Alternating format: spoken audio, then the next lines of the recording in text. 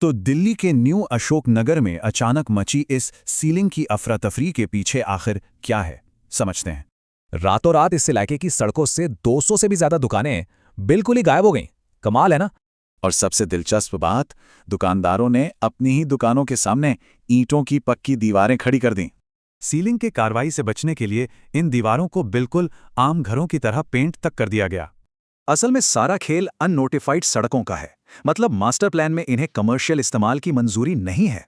चूंकि ये इलाके पूरी तरह से रिहायशी हैं, इसलिए यहाँ कमर्शियल दुकानें चलाना तकनीकी तौर पर बिल्कुल गैर कानूनी है। कानूनी इतिहास देखें तो ये पूरा मामला 2007 के MC मेहता केस से होता हुआ आज यहां तक पहुंचा है।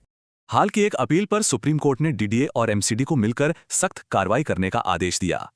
इसी आदेश के तहत सुबह 11 बजे 210 दुकानों को तुरंत सील करने का अभियान शुरू होना था। लेकिन इससे एक बड़ा संकट खड़ा हो गया। ATM, मेडिकल और राशन जैसी रोजमर्रा की जरूरी सेवाएं ठप हो गईं। दशकों से यहां काम कर रहे दुकानदारों की आजीविका छिन जाना वाकई एक बहुत बड़ा मानवीय संकट है। दुकानें पूरी तरह बंद रहने से परेशान दुकानदार हर दिन करीब 4,000 रुपए का भारी नुकसान झेल रहे हैं। इस जबरदस्त तनाव का असर ऐसा हुआ कि एक दुकानदार को अचानक 7,000 रुपए का मेडिकल बिल भरना पड़ा। खैर, इतने बड़े सामाजिक संकट की वजह से ग्राउंड पर अचानक एक भारी राजनीतिक टकराव शुरू होना ही था। इस सीलिंग अभियान को रुकवाने के लिए अलग अलग पार्टियों के नेता सुबह सुबह ही वहां पहुंच गए।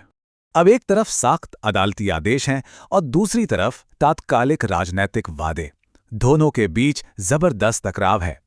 नेता अब 350 अननोटिफाइड सड़कों को आधिकारिक तौर पर नोटिफाई कराने का बढ़ चढ़कर वादा कर रहे हैं।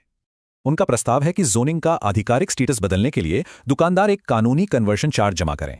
फिलहाल के लिए प्रशासन पीछे हट गया है और इस सीलिंग अभियान को अस्थायी तौर पर रोक दिया गया है।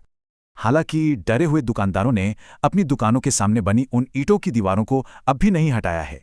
क्या इन सड़कों को आधिकारिक मान्यता मिलेगी या सुप्रीम कोर्ट के सख्त आदेश ही दिल्ली का भविष्य तय करेंगे?